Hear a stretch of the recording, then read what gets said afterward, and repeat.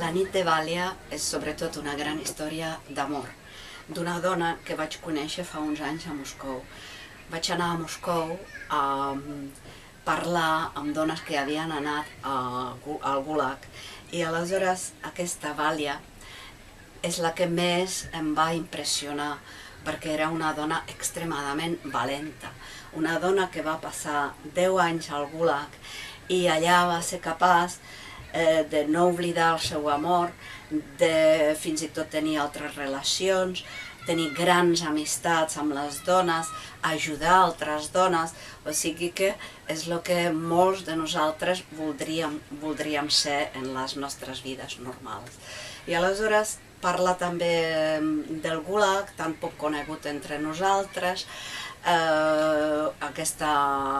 aberració estalinista i com la gent sobrevivia a aquests camps.